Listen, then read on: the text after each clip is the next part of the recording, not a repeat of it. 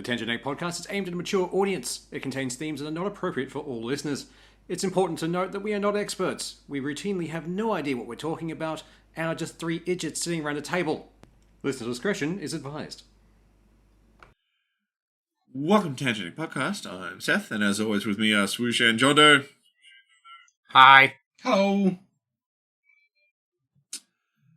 Alright, it's a bit of grab bag of stuff, but we'll see what we get with it. Let's throw the crumbs and see what pigeons come down. We're going on an adventure. We'll see where the squirrels take us this time. Cookies. It's always fucking cookies. It's always fucking biscuits. But biscuits are delicious. They are. Let's not start already. Yeah, no, we can't get on to food this quickly. Have any of you tried those fucking Smith's crackers things they've been trying to shield right now? Oh, like the No, which ones? The Smith's Shapes knockoffs. Yeah. Yes, I have. Oh, I didn't know they were making it. I've had the sour cream and the barbecue. Oh, I've only had I think I've had the barbecue and I think salt and vinegar. I haven't seen salt and vinegar. I mean, I think it was salt and vinegar. I can't remember. It might have been. It wasn't sour cream. I know that. The sour cream's like a blue bag. I can't remember off the top of my head. It depends on which one maybe you go it was to. the sour cream. Because Smith's always switches what flavors go to Coles and Woolies. Yeah. I bought them at an IGA. Oh, fair. I didn't mind. They were a lot smaller than a shape. I prefer a shape. It's a bit more crunch to a bit more body to the biscuit. Yeah. I'm not saying they were bad, but they were definitely unimpressive. Yeah. They were like if someone shapes, let's do like a wafer crisp with like weird flavorings on it. You know what it is? I know the brand. Calm down, shit on my desk. The thing that they remind me the most of would be essentially, I know the brand doesn't really exist anymore, but like a black and gold version of Shapes. Yes. Yeah. I do kind of miss them. They're even thinner than the Aldi version. Yeah. Aldi's one really wanted to pretend to be Shapes. Yeah. They went a little more led towards here's an actual replica. Whereas this is a potato factory that said, let's just see how thin we can cut it and still think it's a right shape.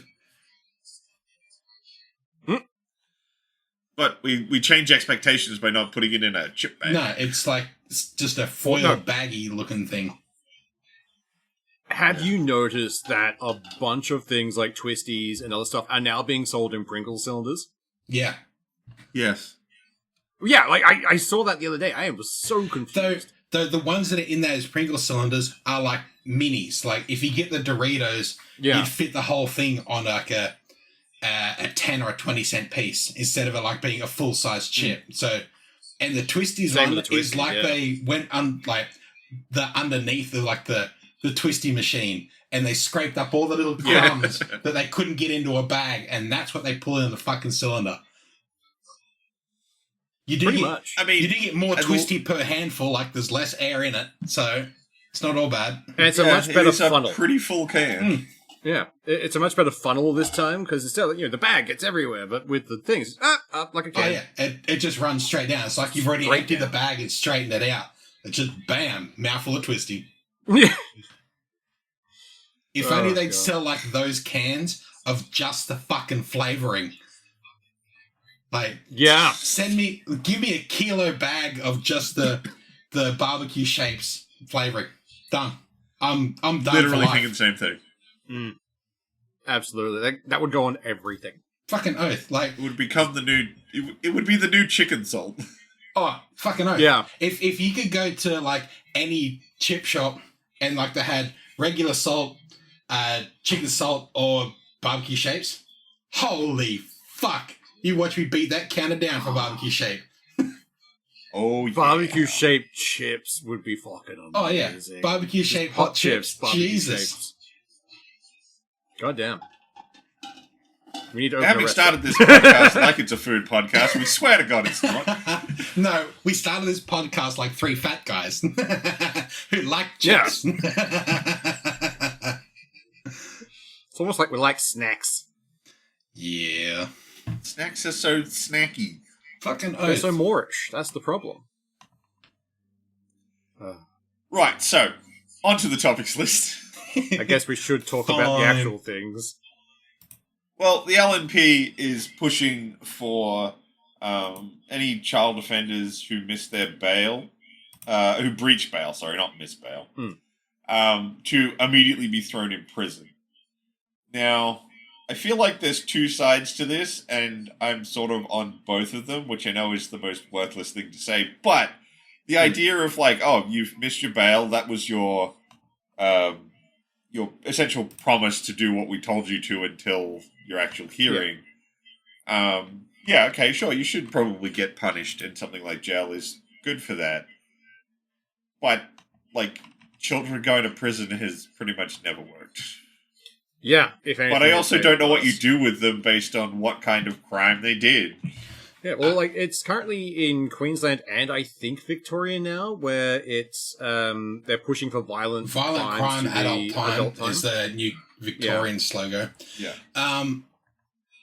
I don't know. It should be the parents' responsibility to get them there. Yeah. Yeah. Well, it's one of those things, like, parents should be responsible for it, too.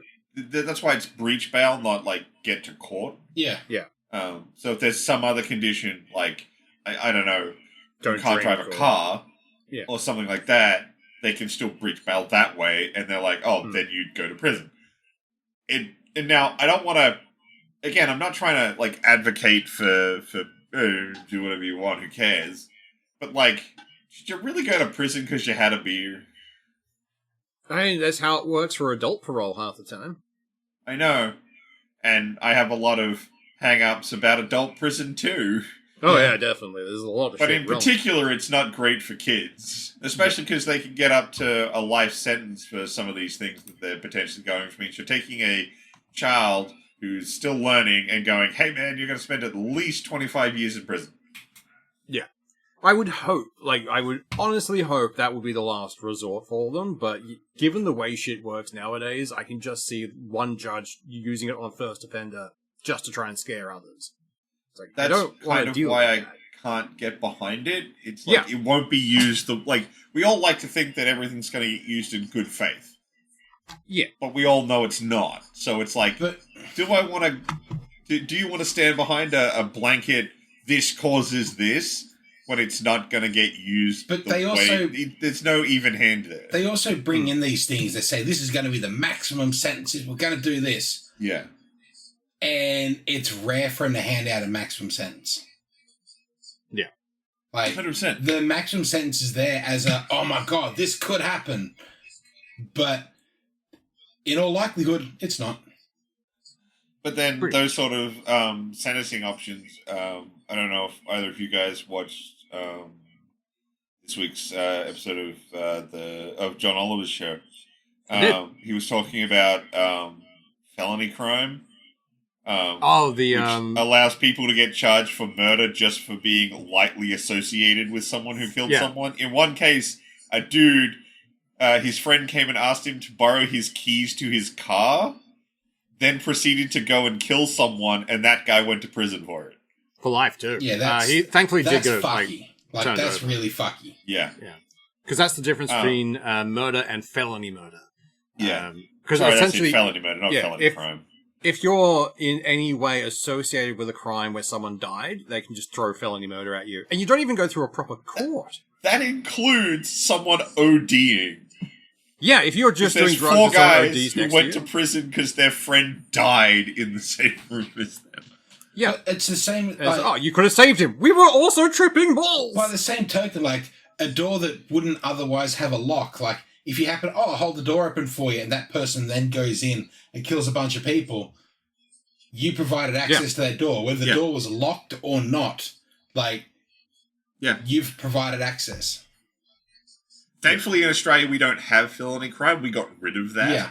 Not gonna lie, I did. It's a thing in the States, though. Second I finished that. The point I was planning to circle around to was that they used the threat of felony crime and its harsh penalties to get people to confess or agree to lesser crimes that they may not even have committed. Yeah. So when you go, okay, we might not always hand out those maximum sentences, but those maximum sentences get used to bully people. Yeah. Pretty much. It's like the fact that cops can outright lie to you if they want. Like, just to see if they can get a confession out of you. But we're getting into a whole pile. Like, this is why, like, I find these sort of things really hard to talk about or conceptualize in my head, because it's like, I'm very aware we live in a world where these things won't be used properly, but I also have no better solution or idea. Yeah, that's the thing, because like, we can sit here and shit on it all we like, but I don't know how to fix it. Smarter people have tried. I don't even know if I'm shitting on it correctly. Yeah. I'm shitting on it from a great height. That's all I'm doing right now. It's just, I might hit it. But yeah, I don't know if I can get behind it. Yeah. It doesn't feel right. Like, there's something that feels really off. This feels like just theatre for me to try and get votes from the LNP, because they know their voter base is predominantly older people in Australia. Oh, the LNP's been pushing the whole youth crime thing so hard. Yeah. That's their angle at the moment. Get all the boomers riled up and hope that they then vote for them in the next election, if they're still around. But I hate it, because I don't trust them. Anything that comes from the LNP, I automatically distrust. Like, it's built into me now. It could be, we found the cure for cancer, it's free for everyone! Like, you're tracking me somehow with this, aren't you? Like, I wouldn't trust I would any be of that them tinfoil half a hat bar, so they're fucking both just as dodgy. Oh. Look, man, I already got the COVID vaccine. I've already got 5G implanted. God, I wish I had 5G. My fucking bill, and why does the service still shit? Oh, God. If there was 5G in everybody's veins after COVID, Optus never would have fucking shut down. Definitely. So, Triple M's decided it wants to start using an AI-generated voice for announcements. Of all the radio stations who were thinking of doing this, I knew it would have to start with Triple M. Like, they have fallen far from what they used to be. I mean, just radio in general. Yeah. Like, I hate to say it, we all just go on. We either use YouTube or Spotify or some other thing to listen to music now. We don't listen to whatever some rando on this channel wants to play. I mean, really, the only reason I ever listened to Triple M was for, like, in the middle of the night when they just put on metal. Yeah. If it wasn't for, like, car radios, would radio be almost dead? Like, would they have gone the way the VHS More or less. Oh, I'm pretty sure trucking absolutely. Industries were keeping them going for a long time. I don't think so, because those truckers can now listen to a book or their own music. The fact that everything's got a Bluetooth connection now. Yeah. And, well, any half-decent car you buy these days will at least be able to let you Bluetooth your phone to your dash. Unless they want to fucking do it behind some bullshit subscription. Oh, God. Yeah, it's like, radio is fucking dying. I hate to say it. I mean, the fact that we do this podcast is more nails in the coffin of radio. Yeah.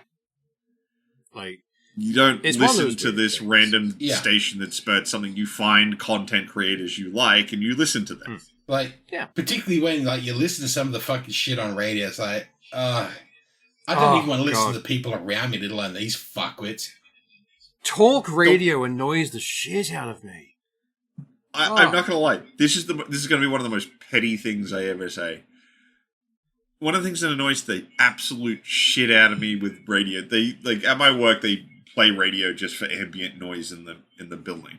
And I don't remember what station it is, but it's one of those ones where, like, 90 minutes of we don't play the same song at all day, and then they do it all day. No, but the station has a thing where if you hear the same song twice in a day, you call them up and you get $1,000. So either the contest doesn't exist because you don't play the same song, or your advertisements a lie because you do play the same song twice in a day because you have a fucking contest about it. Yeah. I don't know why, but that really pisses me off. Considering, like, their entire playlist is run by a fucking computer. Like, it's not, like, Jimmy's sitting there trying to pick albums out of a fucking library of songs. Like, oh no, I fucked up and picked up the same CD. It's literally run by a playlist that play this song once, do not play again. Pretty much, I'm guaranteeing most of these radio stations get their top 100s from Spotify or something else now. It's like, oh, fuck it, why should we have to do the metrics? Let's get it from here. A lot of radio stations now, you can go to their fucking website and see what song they played at what time. Like, there is a curated list of here are the songs. So, the fucking challenge is fucking moot. It doesn't exist.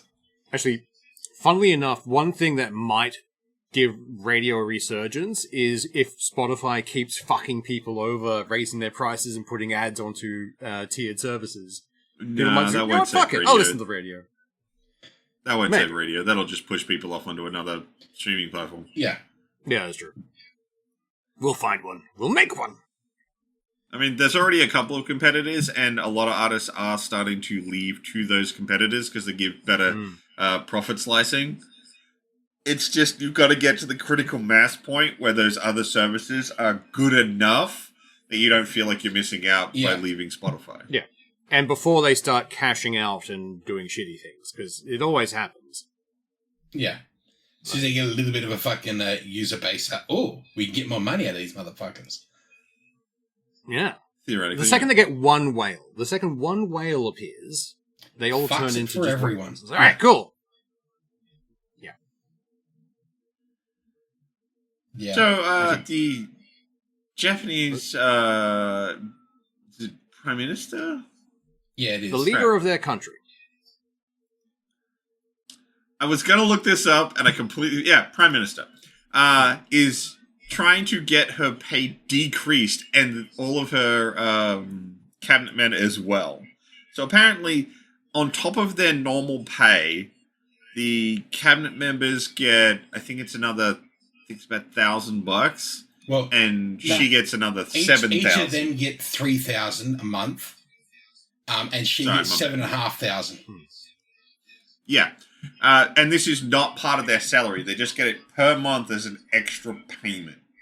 She's trying to get that payment removed, which is good work. A politician actually decreasing their salary. Fuck yes. Which is even weirder when you look at, I love the way the Japanese run businesses in some matters. Not all of them, some. Their CEOs are, on average, paid so much more less than any other country. Their public servants, now they're getting that push to, limit their spending. It's like, yes, you're tightening the belt. I like this. Can more people do this, please? It'd be amazing. But even, there is a history of it, even Nintendo, when they had the bit of a hiccup with the Wii U. They didn't go as well. The CEO took a pay cut. There is a history of it there. It's almost like it's a part of the culture, which fucking awesome. It's a great party culture to have. A bit of responsibility for what the fuck's going on. No way in fuck you would see anything like that in the Western world. I don't even know if I'd see Nintendo do that now. Yeah. I don't think the current CEO would do that level of thing or any CEO. Well, I mean, he wouldn't, because their products are doing very well right now. There's no reason for him to do it. Yeah. If it were doing poorly, I still don't think he'd fucking do it. I don't know. There's a lot of social pressure that's very different. Yeah. That is true. Dude outside of the country. I don't know everything. 3 white guys. Yeah. Yeah. From what I understand from a lot of the corporate culture stuff in Japan, you don't get to escape that sort of responsibility. That's why they do that sort of stuff. I don't know. Actually, I'm not saying it can't be that way. There's definitely shitty people in every country. So. I was about to say, just look at the black companies for Japan. There is always that other side of the coin, whereas one side's no, we look after people, we take responsibility when we fuck up. Then there's the other side, we're just going to burn people out until they just are husks. Yeah. We're going to work them till they actually die. It's I mean, it's really crazy, because I was watching this documentary about hikikomoris. Yeah. Which is this social group of people in Japan that just essentially cut themselves off and just live in their rooms. Apparently a big part of it is because when you finish high school, you get one shot to get into the workforce. Yeah. Yeah. And if you don't succeed, you're going to be socially isolated because of it. And that's caused this whole, like, regression because the pressure starts way before that point in time. Yeah. So you're not just like, oh, I didn't get that job. Okay, maybe I'll get the next one. It's you've been built up for years that if you don't succeed at this point in time, you're fucked. Yeah, give up. Just stay in your room and don't come out. Well, that's what they do because, like, they're like, oh, I'm a social pariah now because I didn't succeed. I didn't get into the workforce. So what am I supposed to fucking do? And they just go, well, fuck it. I'm just live in my room, I guess. Mm. Which is, of course, causing them massive problems because they've got an age problem over there. Yeah. And having all these young people be like, well, I'm just going to just live in my room and not even talk to my parents and live in their house. And then those parents are like, dude, I can't look after you. I can't look after me. Yeah. What the fuck? There's a story of a girl who her mom died and then she starved to death. Oh. Jesus. Wow, okay. Because, couldn't take care of herself and her mom was dead in the house, so it's like I stay in this room. I don't have any food. Cool, I just sort of starved to death. These people are like crazy. And it's starting to happen in other countries. Apparently, it's becoming a thing in Italy. I think it is because they have another big culture of like family supports family. Yeah. So when people get into these social pariah situations, they just go, well, family will look after me. I don't have to fix this. I can just retreat. And so I think it's Italy. I can't remember off the top of my head. It's been a little bit since I watched the doco. Italy or they're Greece. Starting to see it. And it's in that sort of like Mediterranean area of the world. And it's starting to happen in other Western countries. Not quite to the severity because the big thing they've noticed about the hikikomori thing is that it requires there to be social pressure and some kind of family support. Yeah. Because, of course, if you don't have the family to retreat to, you can't do it. So you kind of get stuck being engaged, whether you like it or not. And, of course, a lot of social pressures are starting to happen in even Western countries, Australia, America, all that kind of stuff. We're starting to get a lot more like people looking down on people if they don't have good jobs. So people are starting to it's starting to affect people even in the Western area, and you're starting to see it happen. We don't have the family support networks or sort of cultural family support that some of these other countries do that are big key factors to this phenomena, but it's a thing. And it's happening everywhere. Well, in Australia, we've always had that kind of stigma of if you're still living with your parents past a certain age, you failed and that kind of stuff. Yeah. So that's definitely a bbig thing. Even with everyone going, there's definitely a rental crisis and no one can afford to live. You can't live with your parents, though. You're a failure that way. Just fuck off. I mean, when I first heard about people doing that, I thought, that's a bit weird. Even I got out of home. And then people were like, oh, yeah, but like, I work my 9-to-5 job with no rent, which means I'm actually saving money. It's like, damn, I wish I was saving my rent. Yeah. That'd be amazing. It's interesting that it's slowly making its way to other cultures. Because Australia's families are very much like, we'll look after you and make sure you don't die, but get the fuck out of my house. Go off you go. And, there's definitely this idea that you can return home, but you're expecting that you're going to leave again. Yeah. Yeah, you always have a place to come back to, but to come back to it, you have to get the fuck out. Yeah. Yep, okay. I find Australian families are more supportive of their kids being out of home. Like, if I was going to miss a rent payment, I wouldn't... I'm not saying that I would go to my mom or expect her to pay, but there would be an understanding between me and her that she would help me. Yeah. Yeah. To stay out of home, not necessarily like, oh, you're going to miss your rent. Okay, well, I guess you're coming back home now. That tends to be the dynamic I find with a lot of Australian families is like this support, but the support is for you to keep having your own life, not to retreat back here. Yeah. Which is pretty good. It's a call in a top up when and if you need it, not a okay. This is what we're doing now. Yeah, pretty much. And like, truth be told, my mom has been there for me a couple of times when I really needed it. Even absolutely, absolutely, same. So, Singapore is looking to introduce mandatory canings for scammers. I when I first read this or saw it, I was like, oh, that's not very much. Then I saw the training video for the canings. It's like, can we give them more? I want this publicly televised. I want it live streamed. And I wanted to say, like, what country did this person affect? Like, where did this scam target? Yeah. Like, they targeted little old ladies in Australia. They targeted these people in this country. I want those fucking stats just there. Watch them get fucking flogged. Oh, great. At the same, I would love that. That means we're like 1 or 2 steps away from Running Man, and I'm like, I don't know if I want to go down that route because I'm pretty sure politicians would latch onto it. For someone that is like obviously guilty of the crime, like this is what they've been picked up doing. Here is the evidence. This is what they've done. These are the people they're targeting. Oh, definitely. I'd watch that. I'd happily watch that. I would, yeah, definitely. Bring back gladiatorial battles. Just D-class personnel. Let's not go back down death sports.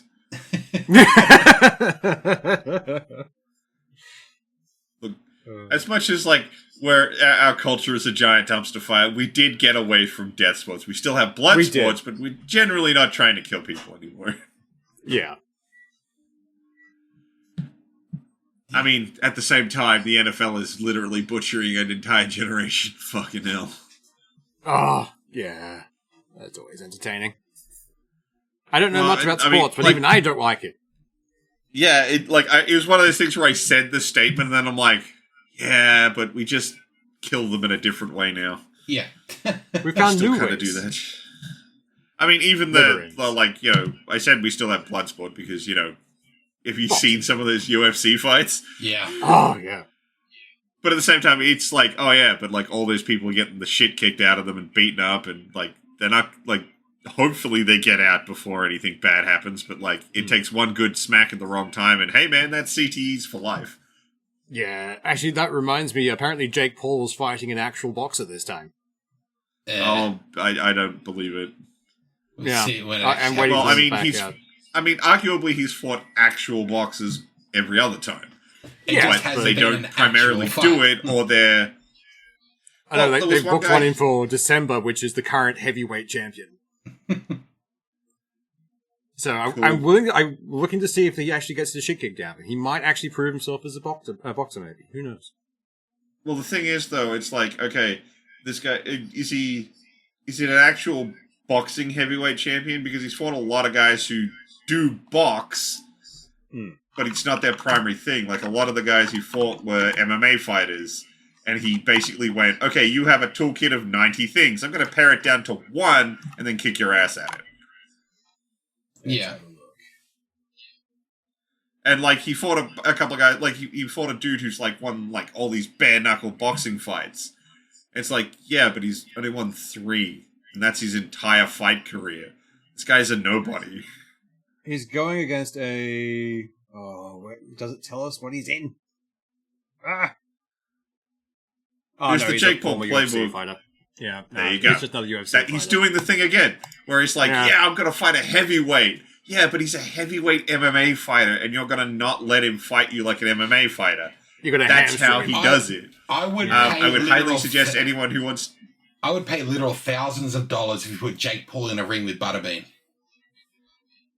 Oh, that would be entertaining. I would fork out money to watch that, because holy fuck, that will be the fastest knockout anyone has seen. Would highly suggest look up Super Eye Patches Wolf on Jake Paul if you want to see how the scam works. Yeah. Because he goes through all the fights and all the fighters that he's already done to show you this is a playbook. He's literally scamming everyone. Unfortunately, when I saw it before, it said boxer. I'm like, no, they were referring to Jake Paul being a boxer. Fuck yeah. Look, I wasn't trying to, like, shit on you or anything. It's just, like, That's not his MO. Yeah, no, that's fair. That doesn't sound right. Oh, God. So, something that's actually, like, warms my heart. Apparently, Funko's not sure it'll make it through the year. I didn't think sorry, Christmas another could year, come not early. this year. Where will my dust go? I'm There's kind of nothing glad. to collect it. We knew this was coming. We've been calling them the new Beanie Babies for years. And it's like, no, this will last forever. Like, you guys, you needed an exit strategy. You can't just keep finding more and more obscure pop culture things to make plastic out of. All it means is that eBay will have to find something new to sell, and then they'll go back to shirts. It's Yeah, but their shirts cost like $80. They do. They're so expensive, and they're not. Like they die a lot. Like, not gonna lie, the patterns disappear very quickly on them. I like the material they make because they do a lot of basketball shirts, and I really like that material. It's very good for Queensland. It is. But like, I look at them and go, okay, cool design. I like that. I'd buy that. And then it's just like, no, I can buy a whole ass video game for the price you want a fucking t-shirt. Yeah. And video games ain't cheap in Australia. No, they're not. It's like, I don't need a t-shirt with Goku's logo on it that bad. Yeah, it's always like the ones that are so expensive are the ones they have the least effort put into them, and I always find that weird. We just slapped that on there, made it orange, $80. It's like, no, this is like a $10 shirt, maybe $15. Come on, man, pull your head in. Pretty much. Or like, if this does happen, if Funko goes under, like properly, doesn't survive, then that might actually put some value on Funko Pops finally. I don't think it will. Only for those weird people who want to collect them. About as much value as Beanie Babies had the day after the collapse. But that's true. The problem is, you've only got two groups that really exist. People like us, who got the couple of them they wanted. I have a couple Xenomorphs, and that's it, because that's all I gave a shit about. And then you've got people all the who've been... Saiyans. That's bad. Yeah. And I think you've got a Zaro as well, don't you? Yeah. So I've got all the Saiyans and the Great Ozra. So there's people like us who bought exactly what they wanted and now don't give a fuck. Or it's people who've been collecting them and trying to sell them to make a profit, and they're just selling them to each other. Yeah. Actually, the funny thing is, the rise of 3D printing, if you want to make your own Funko Pop, you can do it in 10 minutes, and you don't even have to know how to 3D model. Oh, yeah, you made me one of a Predator. Yeah. All you need is the base model and the ability to paint. Yeah, and people have made the base models slightly altered for, like, at most, the most expensive one I've seen is $10. Because it was like, you could snap it together and stuff. It was pretty fancy. It was like, probably cost you more in filament to run it. Pretty much. So it's like, the second I started seeing them pop up is when I knew Funko wasn't going to survive the coming, and crash. yet Warhammer survives? Jesus. I don't know. That's because they get really fucking militant about suing people who dare try and put up anything that looks like one of their minis. Well, that and, like, the big thing with Warhammer, like, if you play at home, no one gives a fuck. Yeah. But a lot of people go to tournaments because that's how they play the game. And at tournaments, it's official materials or nothing. Pretty much. And they just you know what's great about up getting with their 3D own printed game. ones? I can make a giant Tyranid. Like, that's all I want. Just big-ass fucking Tyranid. 4 times the size. Hells yes. Because I'm very blind and painting is hard. Side note, we're getting the guys who made Bolt Gun are teaming up with the guys who made Vampire Survivors to do a 40k Vampire Survivors. I've seen that, yeah. Actually, sorry. It's not just 40k, sorry. It's Warhammer Survivors, so they've got some characters from Age of Sigmar as well. Ah, fun. That'd be interesting. It's like, yeah, we're going to get an official version of Vampire Survivors that's all Warhammer themed. I do like that. Like, Vampire Survivor games are great fun just to play in the background of something. And if I can now have Orc Boys yelling at me in, like, Chav, it would be amazing. Well, I don't think... So, currently the only things we've seen is fighting Tyranids, and I think it's Chaos Worshippers as your enemies, and it's 2 Age of Sigmar characters, and you can do Space Marine and Imperial Guard. Oh, okay, fair enough. That's all we've seen in trailers so far. We haven't had the full game out yet, or because it's not coming out till sometime next year. So we haven't had the big content push yet. We just got we're doing it. What would be great is, how all those Vampire Survivor games have the timer, and then death will come and kill you near instantly. Yeah. Instead of that, you have one orc turn up, and then when you hit it, it turns into 2 orcs, and then you hit it, it turns into 4 orcs, and eventually it's just orcs all doing damage. Yeah, I mean that is how they work. Yeah, it'd be great. 'Cause that's their death scenario. We release 1 orc.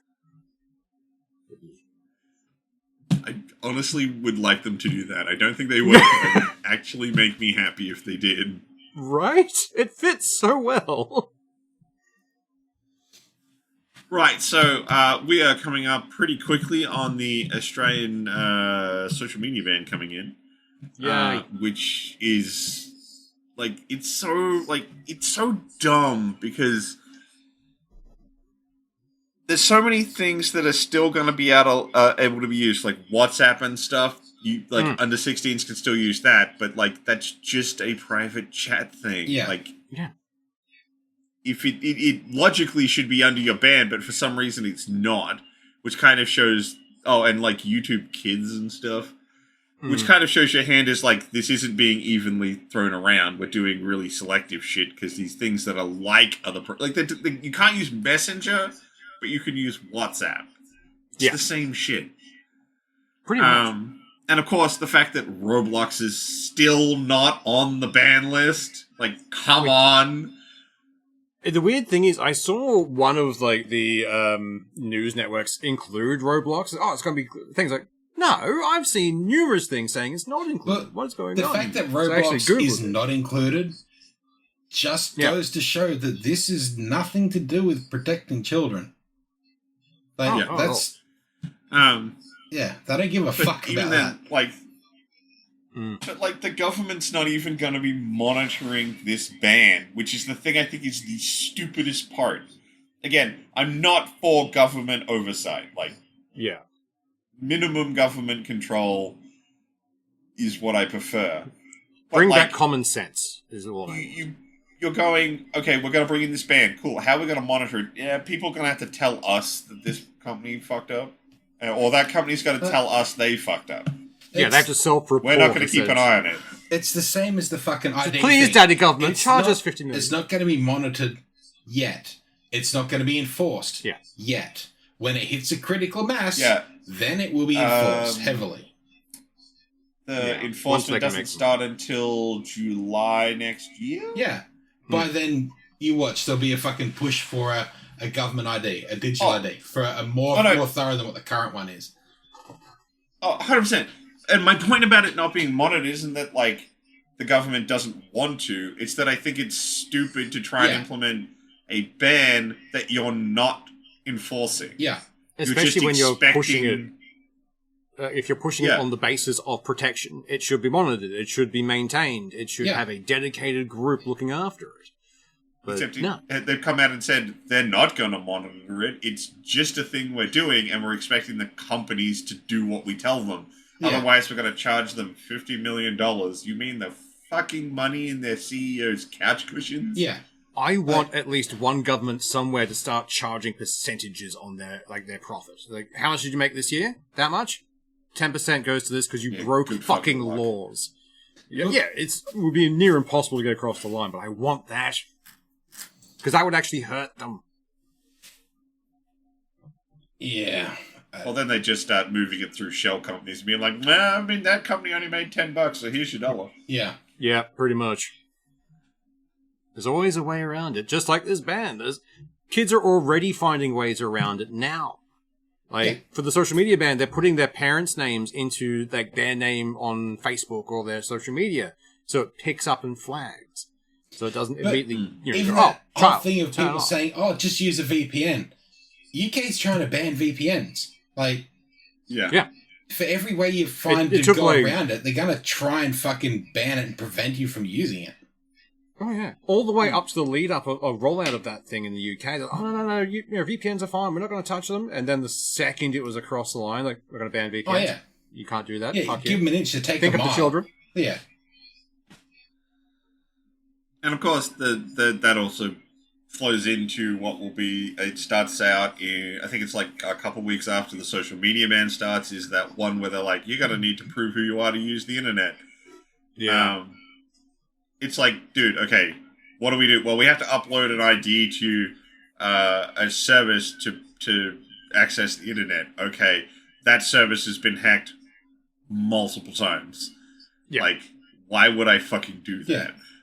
And like in the last 5 years, it's been 50 times for Centrelink or something. The MyGov service, which is likely the thing they're going to use to do this, has been reported hacked 50 times in the last 5 years, which doesn't sound that bad because that's 10 every year. That's not much, except that's what gets reported. Yeah, and they only report if there's like a mass group of people that have been like in a single attack.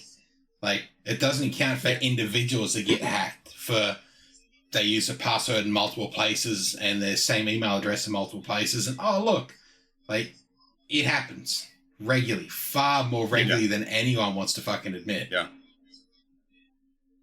Yeah. Definitely. I'd love to say it shouldn't be on me to prove it. It should be on them to prove that I'm not in that group. But then they just have to collect more fucking data to prove fucking that. And I don't want them to have more. Well, that's the weird thing. The amount of data that these guys have on people, they should be able to tell pretty quick. Okay, not a child. But they're still going to go, oh, give us more information. Give us your license. Come on, we can trust us. Well, see, that's the thing. Like the you got to upload your ID one is for the browsing the internet thing, which I still don't understand what the fuck they're trying to do there. I mean, come on, I pay for my internet connection. I've already proved I'm an adult. Fuck off. Yeah, pretty much. And if I'm a parent of kids, then it's my responsibility to look after what they do on the internet. Friggin' off. The fucking government. And no one else should need to know what's in my fucking search history. Jesus. Even I don't want to know what's in that. My search history is supposed to be trying to spell words. Like, most of my search history, if anyone ever released it, they're just going to prove I'm an idiot. Oh, that's a good chunk how of mine spell?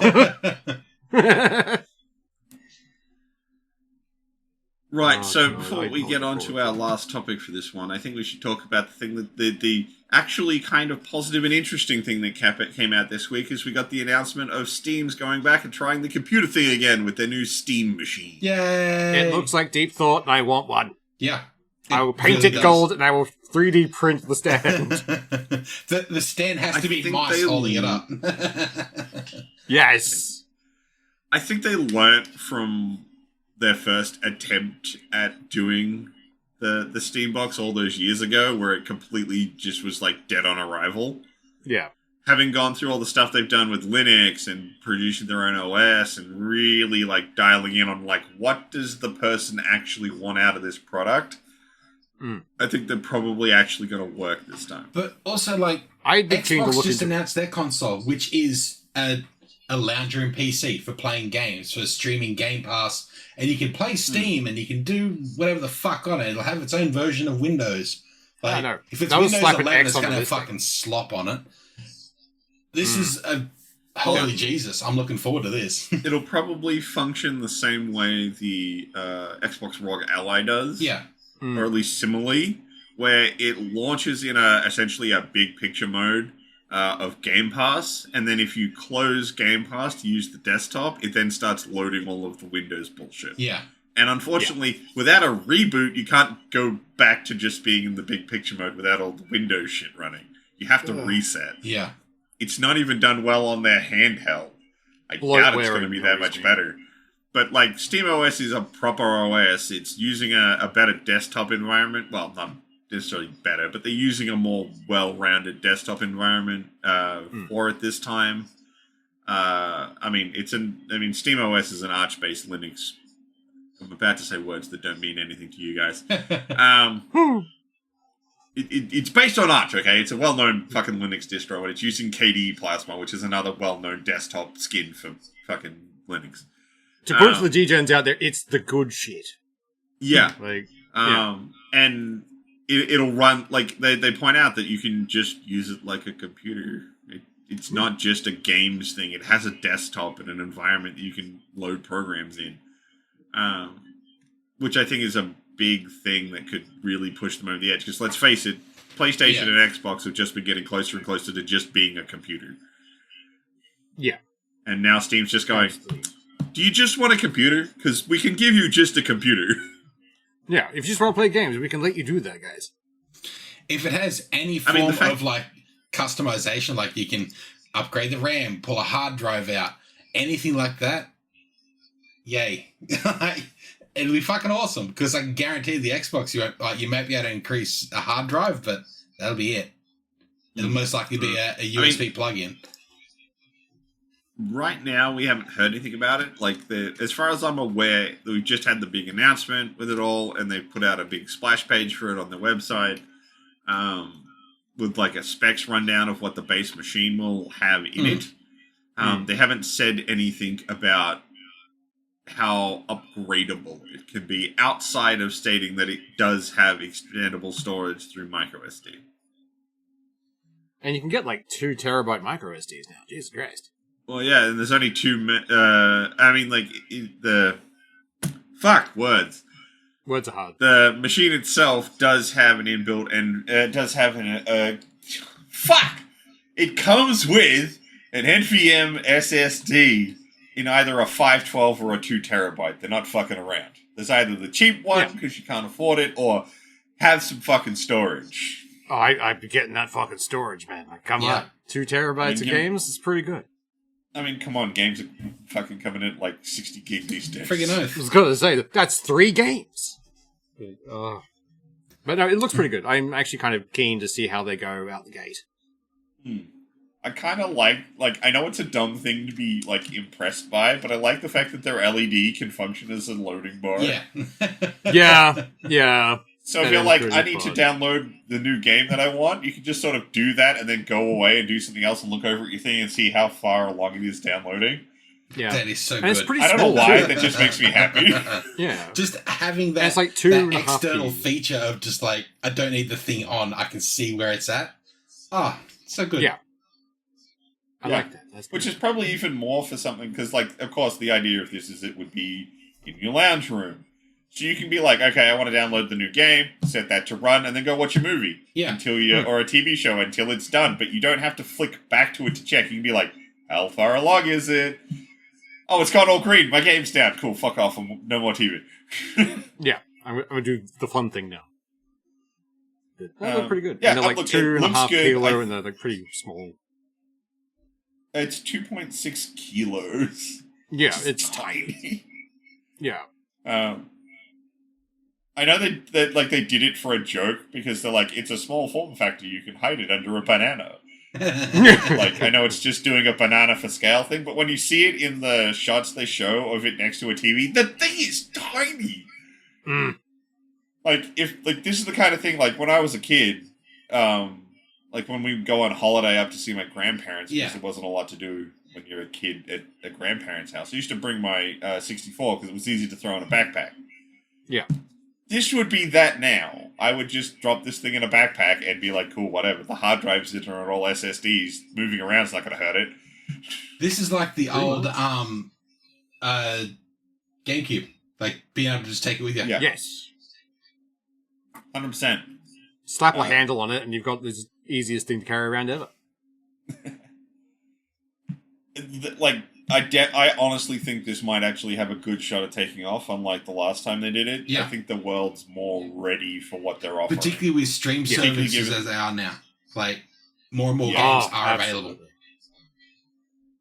100%. And of course, the having stripped down OS of Linux, where they put all the dev work into that to get Proton to run, means they could run this thing real lightweight, so they're not wasting a whole lot of the power doing other shit.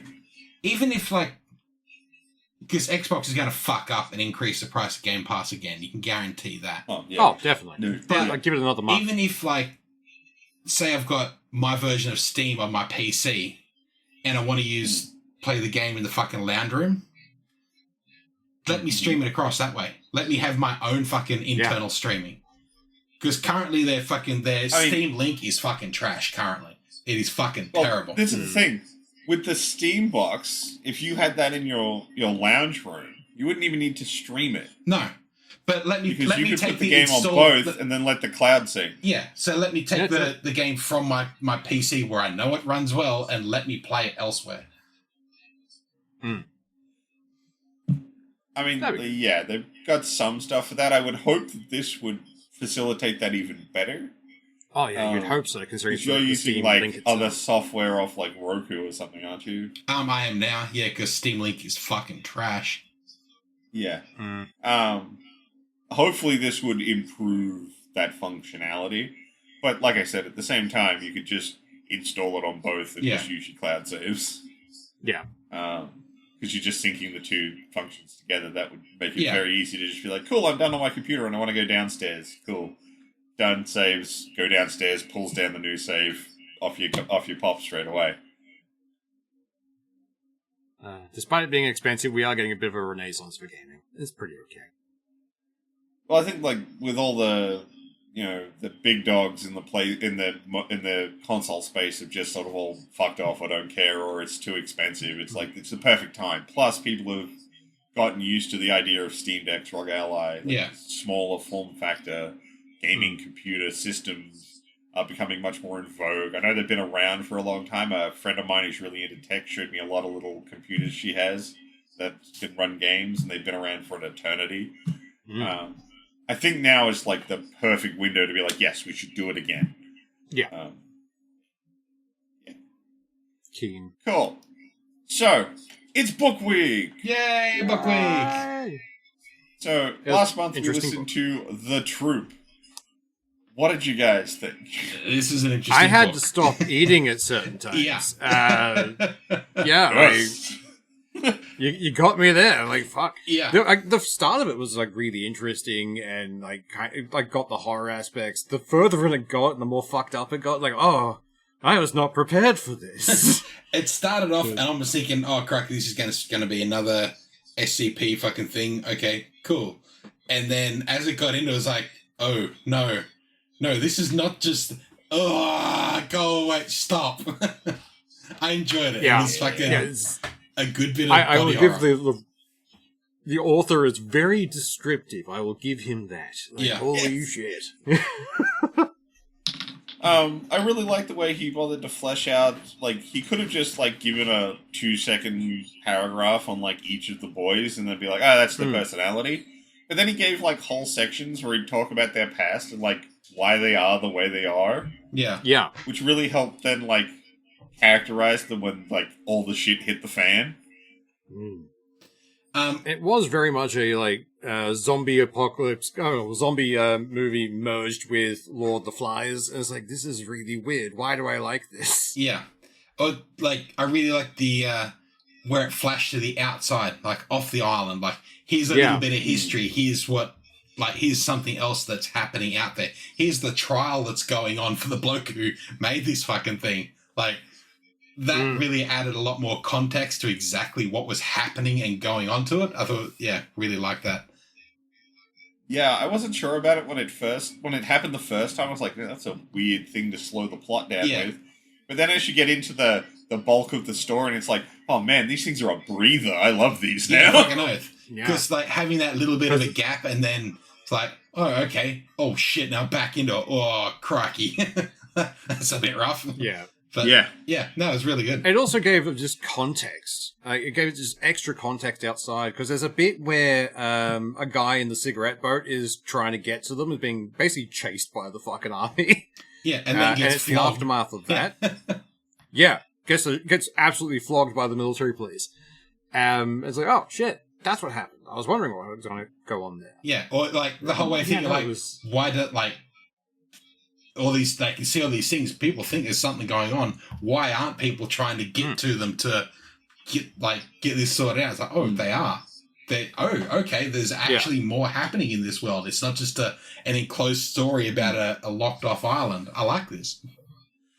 It was really good because they did that thing where they give you the meta context on what was going on, And then they'd have stuff like the boys looking over at the mainland, and there's more lights on for some reason, and you're like getting this.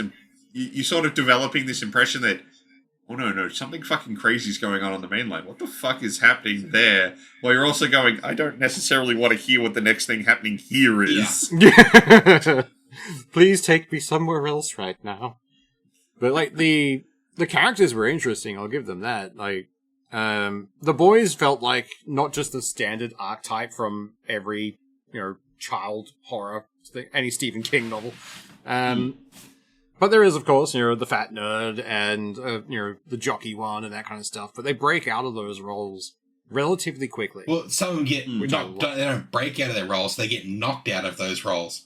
Like, once you start to encounter, it's like, you're no longer that person anymore. You're no longer anything, really, other than a host. That's all you are now. Watching Kent's downfall was entertaining. His little shit whose Literally dad's the police officer. And I love when it's like his narration or in the monologue going, I've never been in a fight before. Fuck, he's actually going to hit me. What do I do? And when he finally, because he's the one who convinces them to put the troop leader into the closet. Yeah. Because he's infected. And then when they're all like, you've lost a shit ton of weight, you are clearly infected by this weird tapeworm thing that is eating everything and driving you to want to eat things. You're staying the fuck out here. And it's just that comeuppance. Like, I'm so glad that happened because Kent was a little shit. Yeah. The way you knew from the start because he kept calling the troop master Tim. He kept calling him by his name. Yeah. He's like, you prick. Because he doesn't think adults are worth his respect. Yeah. Although, I love that the whole thing was a weight loss drug. Yeah. Yeah. It started as a weight loss drug. That's exact, they've been used as weight loss drugs for fucking years. So, yeah. They take that little bit of history and turn it up to 11. Yeah. Like the bit in the trial where it's like, so, this all went wrong because he couldn't contain them to the gut. Yeah. It's like, yeah. Isn't a tapeworm destined to stay in the gut? He had to force them to break out. It's like, no, tapeworms can actually reach. But they can reach huge. I think the point, though, was to not have them necessarily go into, like, your intestines or something, which they often do. It was to keep them in your gut, lower the amount, like, you eat, but they eat most of the food you eat, so you don't digest as much. And then you can be like, I'll just take this pill and shit them out. Yeah. I don't know why. I just really like that when they gave the explanation of like, man, we did all this fucked up science. Why? Weight loss drugs. Yeah, because people will spend fucking millions of dollars for it. Like, why would we not? Pretty much. So I think we all liked that one. Well, liked. It was entertaining. It was good and very different. Absolutely not something I would normally read, but then again, Seth, your Halloween books never are. But I always enjoy them, so another good pick. Look, it's good to get out of the comfort zone occasionally. Yeah. that was a real crapshoot one. That's not an author I've ever read before. I just heard about the book and was like, yes, this one. This is the one I want to do. I kind of am interested in looking to see what other stuff he has at some point, but not right now. Yeah, not right this moment. I need a palate cleanser. I think it's not my turn. Jondo's turn. Yeah, and I'm taking us back straight up like Safe Street. Good plan. Yay! We're doing the equivalent of watching Bambi after the horror movie. I don't know. Bambi's fucked up in its own right. But I'm going for it's called Able-Bodied Soldier by Joseph Enpatch and J.N. Chansey. Narrated by R.C. Bray. He's one of my favorite narrators. He does so much good shit. I love his stuff. All right, then. What would you do if you're given a second chance?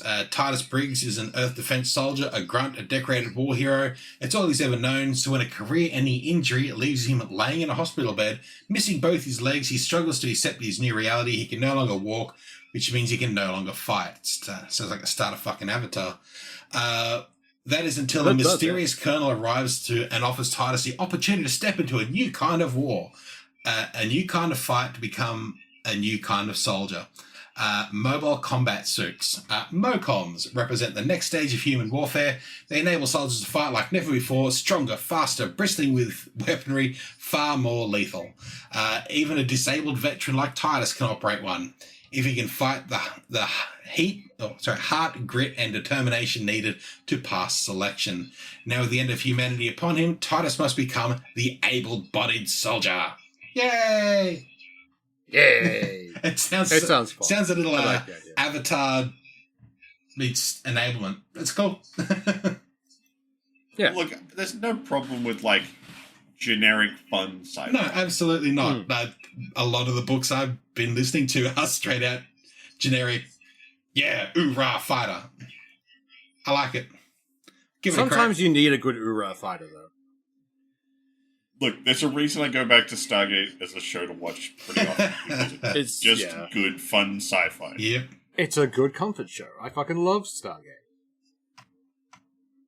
But yeah. Yeah, so we'll do that one. It sounds like look, I'm not gonna say that like I'm expecting it to be bad or anything, but I'm just expecting it to be generically okay. Oh yeah, it's like, popcorn. Basic sci-fi story. It's not like the story to end all stories, but it looks alright.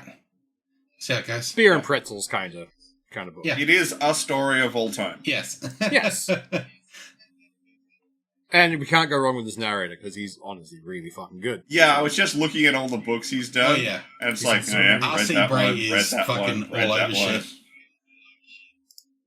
Not gonna lie, there are some that I'm thinking of getting just because he's the narrator. I was like, yeah, that seems good enough. So we did the first book of the Expeditionary Force. I think that was one of my books that he narrated. I think we did Ruins of Earth. Did we do that one? Or is that one just in my library? No, we didn't do that one. But I was looking at that one, but I mean, that one we did Wayward Galaxy. That was another one of his. Ruins of the Galaxy. We did the first Helldivers book, which is him. There's a bunch of books that I've got in here that he's done. Well, at 50 per page, there's 411 results of just his narration. Yeah. Does he ever sleep? No, he reads in his sleep. That's how he does so many books. Yeah, he talks in his sleep, yeah. But no, Abby Kane, it looks fun. Yeah. So that's where we're at. I mean, we're all sci-fi nerds, so it's a pretty easy sell. All right. All right, well, we're at past now, so I think we'll wrap things up. Y'all have a good one. Bye. See ya.